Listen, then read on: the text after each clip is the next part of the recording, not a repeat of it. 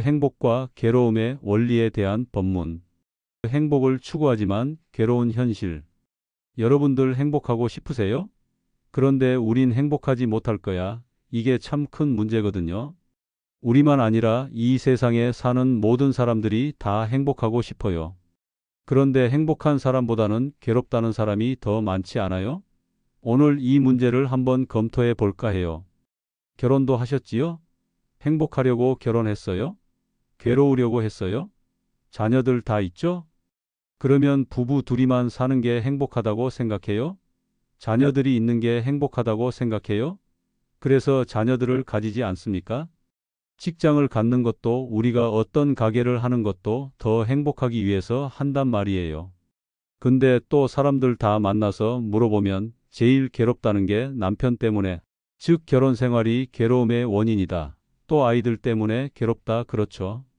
자녀가 괴로움의 원인이고 직장 생활 못해 먹겠다. 이게 또 괴로움의 원인이지 않습니까? 그죠? 이렇게 생각해 볼 때 행복하기 위해서 하는 일들이 가장 괴로움의 큰 원인인데 이게 모순이잖아. 그죠? 그러니까 사람이 인생을 한탄하게 된다고요. 나는 행복하고 싶고 그래서 열심히 했는데 왜 나는 이렇게 행복하지 못할까? 잘못된 원인 찾기. 첫 번째 나오는 한탄은 아이고 하나님도 무심하시지 하나님께서는 날 돌봐주지 않는다 이런 말이에요. 이것은 특정 종교 용어가 아니고 우리가 일반적으로 하는 얘기예요. 그럼 그 두 번째는 내가 전생에 무슨 죄를 지었길래 이런 말을 하죠? 또 전생 타령을 합니다. 또 하나 있는데 그게 뭐냐? 사주팔자 탓을 합니다. 아이고 내 팔자야. 이런 원인을 그런데 찾는다는 거예요. 왜냐하면 행복하기 위해서 정말 열심히 사는데도 행복해지지 않으니까. 이 세상에서 원인을 찾을 수가 없으니 아마 이거는 신의 뜻이려니 전생에 지은 죄려니 내 태어난 생년월일시에 의해서 나는 이렇게 살아야 된다라고 정해진 운명이려니 이런 생각을 하다 보니 이제 이런 문제가 생기는 거예요. 그런데 정말 그럴까? 이것들이 원인일까? 쥐약의 비유. 제가 한 가지 예를 들어서 말해 볼 테니까 맞춰 보세요. 쥐가 배가 고파서 먹을 걸 찾다가 즉 쓰레기장을 뒤져도 먹을 게 없었는데 아주 접시에 맛있는 음식을 다 차려놨단 말이야. 그 쥐가 볼 때 아이고 웬 떡인가? 야 나도 살다 보니 이런 때가 있구나. 아주 기분 좋게 먹었단 말이야. 근데 먹고 나니 배가 아파요. 그래서 떼굴떼굴 굴렀단 말이야. 즉 쥐약을 먹은 거야. 그래서 쥐가 떼굴떼굴 구르면서 생각해 봤어요. 하나님이 나를 벌 주시나? 전생에 내가 무슨 죄를 지었길래 쥐약을 먹었나? 내 태어난 생년월일시로 인해서 나는 이렇게 죽게 되는구나. 이 셋 중에 어느겠어요? 네 번째 쥐약인 줄 몰랐어. 쥐약인 줄 몰랐어. 그러니까 우리 괴로움의 원인은 무지에 있습니다.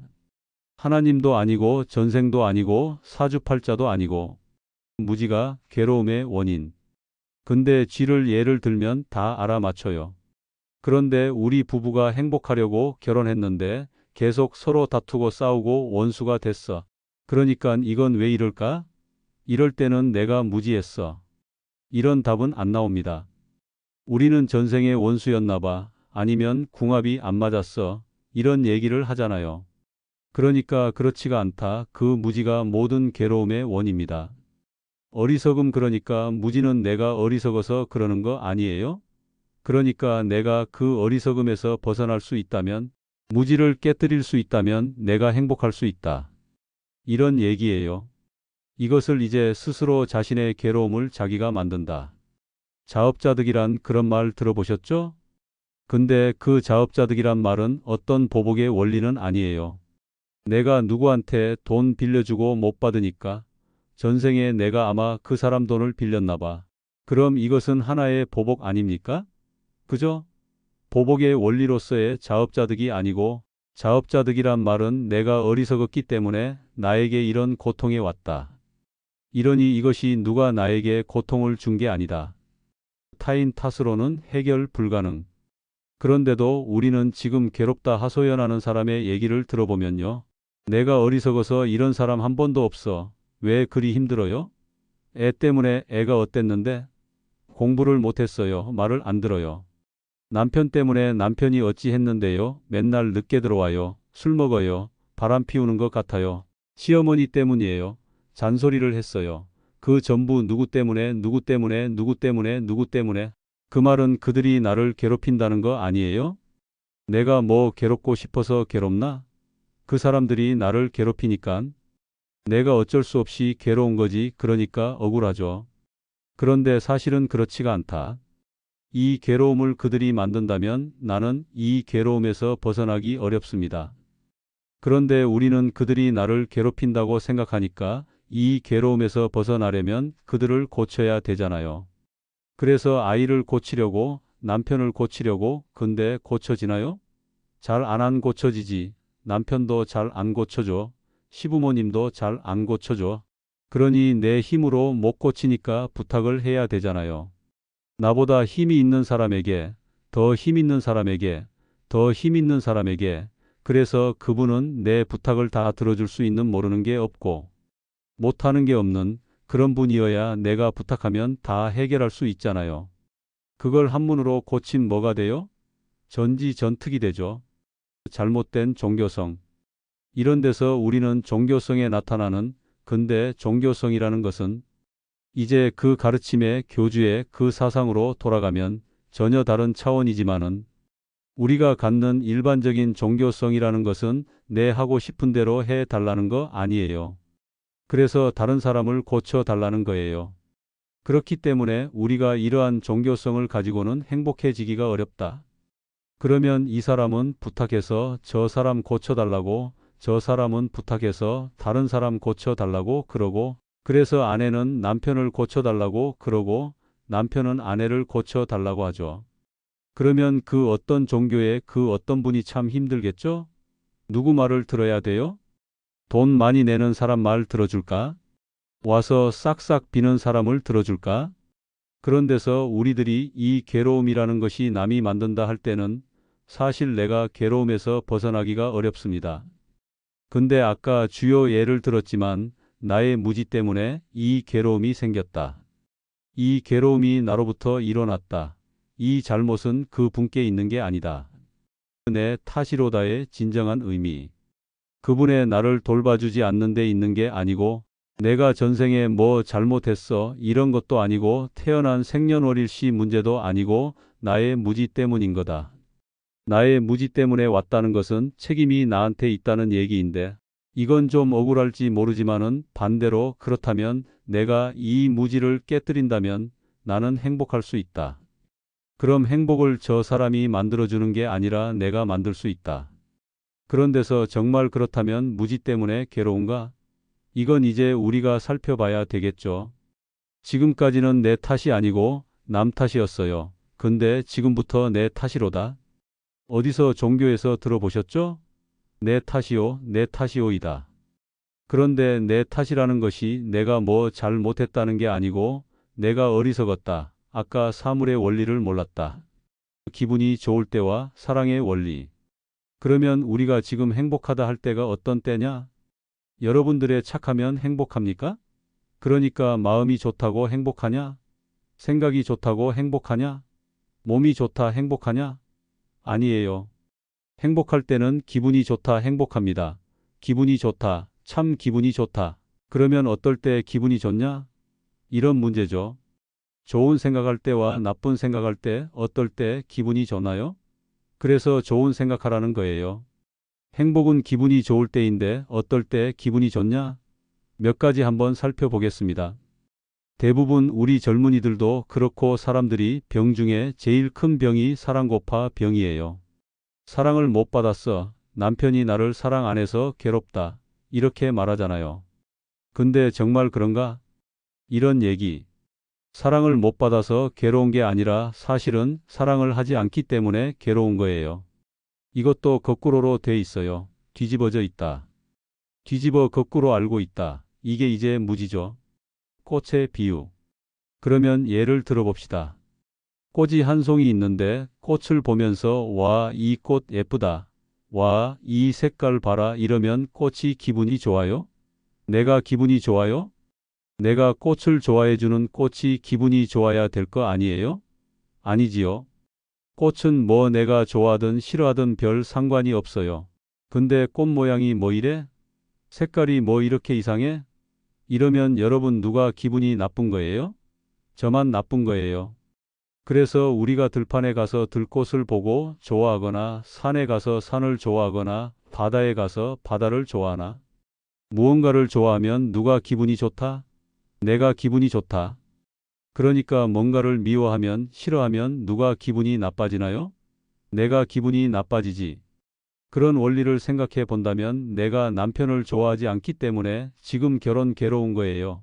남편을 미워하기 때문에 내가 남편을 좋아하면. 그러면 어차피 같이 살 바에야 어떤 게 나한테 이롭다?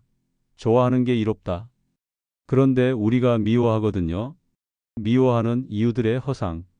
그래서 왜 미워하냐 물어보며 이유가 많아요. 이런저런 이유에 대해서 미워하거든요. 이런 일로 이유를 대해서 미워한다는 것은 이런저런 이유를 대해서 나는 불행하고 싶다. 이렇게 나는 불행하지 않을 수가 없다. 이래서 나는 불행하지 않을 수가 없다. 이걸 고집하는 거예요. 좋아할 때 내가 기분이 좋다. 무언가를 좋아할 때, 그러니까 세상 사람을 만나는 사람 다 좋아하는 마음을 내면 나는 항상 기분이 좋고 행복한 거고, 남편도 보면 기분 나쁘고 자식도 보면 싫고 시어머니도 싫고, 이러면 내 주위에 있는 사람 만날 때마다 내가 싫어하면 기분이 언짢아지죠.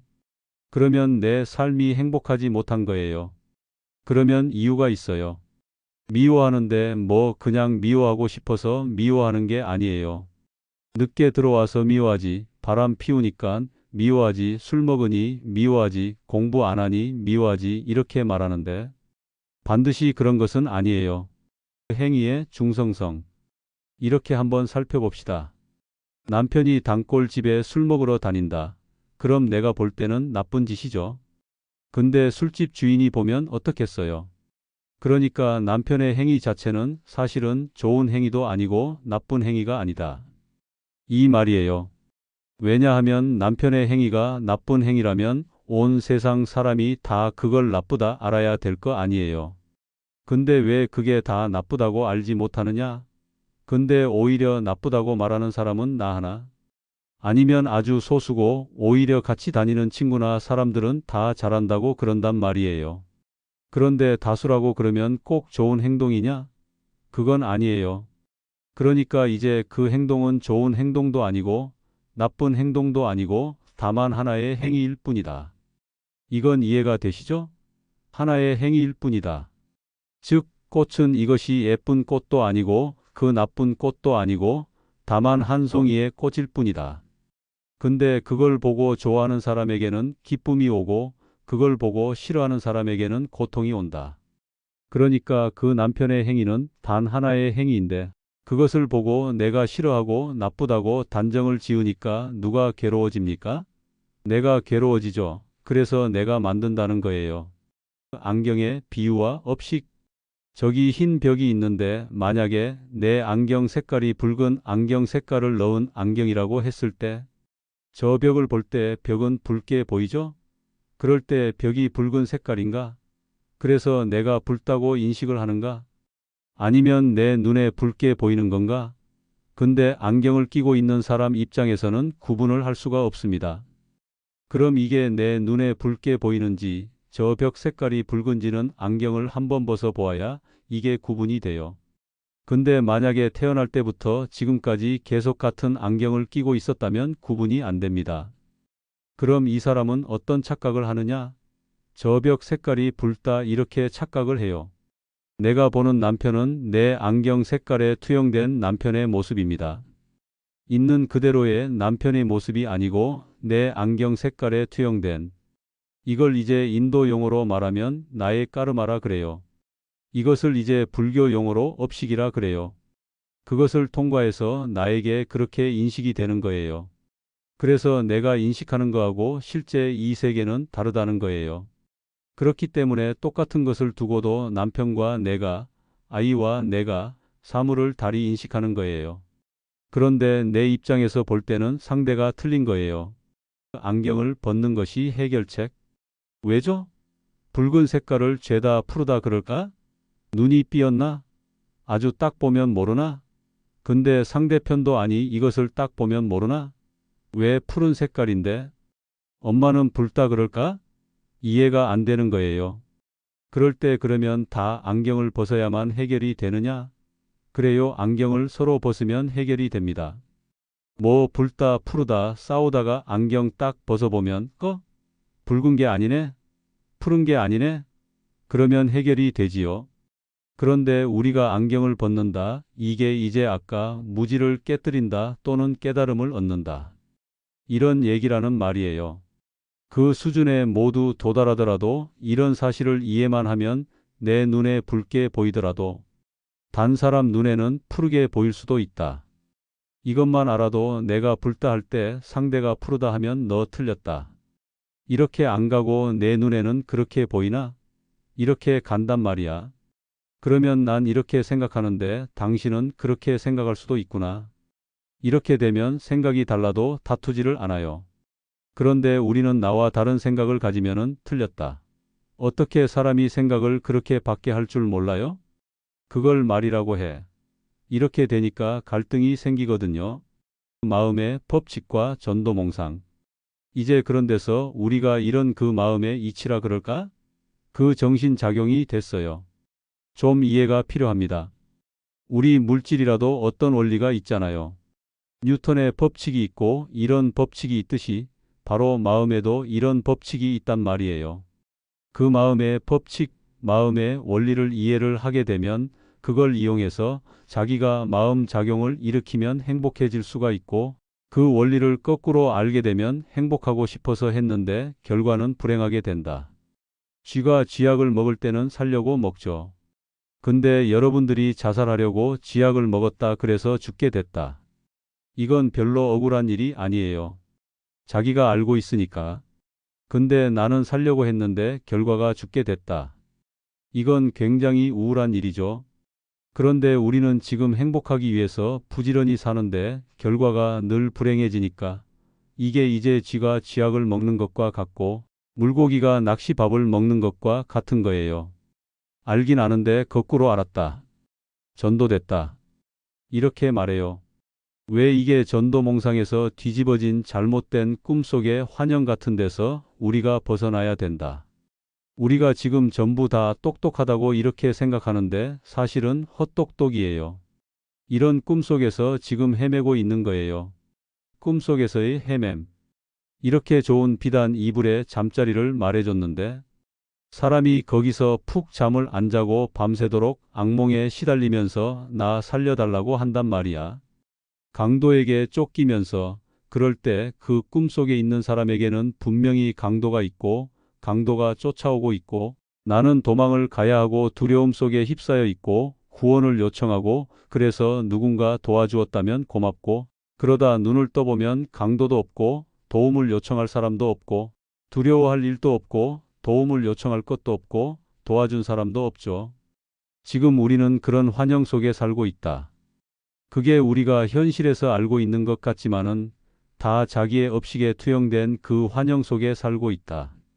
그래서 나는 남편이 나쁘다는데 다른 사람은 나쁘지 않다 그러잖아요. 내가 싫다고 이혼했는데 또 딴 사람이 또 데리고 간단 말이야. 이걸 어떻게 이해해야 돼? 그러니까 내가 나빠서 버리면 세상이 다 버려야 되잖아요. 근데 그렇지가 않죠. 그래서 우리가 이제는 내 그 꿈속에서만 헤매지 말고 환영 속에만 휩싸여 있지 말고 있는 그대로를 보자. 있는 그대로 보기. 있는 그대로 봤을 때 이제 여러 나만 보면 나쁜데 여러 사람을 다 견주어 생각해 보면 이것은 하나의 사건, 이것은 하나의 일, 이것은 하나의 행위일 뿐이다. 그것 자체는 옳고 그르고 맞고 틀리고 이 문제가 아니라 하나의 사건인데 사람에 따라 사상과 이념, 종교 이런 거에 따라서 그런데 각자의 업식이란 말이야. 거기에 따라서 저것을 좋다고 말하기도 하고 나쁘다고 말하기도 한다. 그러니까 종교적으로 말할 때 기독교인 입장에서 볼 때 불교인들의 행위가 굉장히 나빠 보이죠. 근데 불교인 자체에서는 그것은 좋은 행위로 보이지 않습니까? 그 반대도 성립한다는 말이야. 나라와 나라 사이도 마찬가지죠. 이런 데서 그 자체가 공하다. 공하다는 뜻은 아무것도 없다는 뜻이 아니라 그것이 좋은 것도 아니고 나쁜 것도 아니다. 이 사실을 알게 되면 내 괴로움은 없어지는 거예요. 이것은 괴로움의 없어지는 단계죠. 기분이 좋은 건 아니에요. 괴로움이 없어지면 좋아요. 좋은 꿈을 꾸기. 그런데 그 어차피 우리가 꿈을 꿀 수밖에 없다면 좋은 꿈 꾸는 게 나아요? 나쁜 꿈을 꾸는 게 나아요? 좋은 꿈 꾸는 게 낫죠. 어차피 생각을 일으키거나 마음을 일으켜서 이것을 좋으니 나쁘니 하려면 좋게 생각하면 누구에게 좋다? 나에게 좋다. 그래서 여러분들이 남편을 좋아하면 누가 좋다? 내가 자식을 좋아하면 내가 좋은 거예요. 그럼 지금 여러분들 행복하지 못한 것은 내가 남편을 자식을 좋아하지 않는다. 사랑하지 않는다. 즉, 남편이 나를 사랑 안 해서 내가 불행한 게 아니고 내가 남편을 사랑하지 않기 때문에 불행하다. 사랑의 진정한 의미. 그러면 사랑은 눈물의 씨앗이 되는 말이 있죠. 사랑하기 때문에 미워한다는 말도 있잖아요. 근데 그것도 말이 안 맞습니다. 왜냐하면 사랑하는 데는 미움이나 괴로움이 생길 수가 없습니다. 사랑을 받으려고 하죠. 사랑을 받으려고 하는데 그게 뜻대로 안 되니까 미워지죠. 그럼 우리가 사랑하는데 왜 미워지는가 하면 사랑할 때는 반드시 내가 이렇게 사랑을 너도 사랑해라. 그러니까 사랑하는 데서 미움이 오는 게 아니라 사랑을 받으려고 하는 데서 미움이 생깁니다. 그래서 이제 성인들이 말하기를 다만 사랑하라 받으려고 하지 마라. 다만 베풀어라. 받으려고 하지 마라. 왜? 받으려고만 하면 그것이 괴로움으로 되돌아오는 거예요. 이해의 원리. 또 오히려 이런 거 한번 생각해 봅시다. 남편이 날 도대체 이해 못한다. 애들이 엄마 마음은 이해 못합니다. 그렇죠. 그러면 저 사람이 나를 이해 못한다. 이 생각을 하면 누구 가슴이 답답합니까? 내 가슴이 답답합니다. 근데 잘 생각해 보세요. 남편이 나를 이해 못한다고 하는데 남편이 나를 이해 못하는 거예요? 그런 남편을 내가 이해 못하는 거예요? 지금 내 가슴이 답답한 것은 상대를 이해하지 못할 때 내 가슴이 답답해집니다. 저 사람 왜 저러지 진짜 왜 저래? 이해하는 태도예요? 이해 못하는 태도예요? 이해를 못하게 되면 내 가슴이 답답해집니다. 그러다가 얘가 그래서 그랬구나. 난 또 왜 그런다고. 이렇게 이해를 하게 되면 누구 가슴이 시원해져요? 내 가슴이 시원해지죠. 그래서 지금 다 가슴이 답답하거나 상대를, 세상을 이해 못해서, 이해를 안 해줘서 답답한 게 아니에요. 이해를 안 하기 때문에 못하게 되니 답답한 겁니다.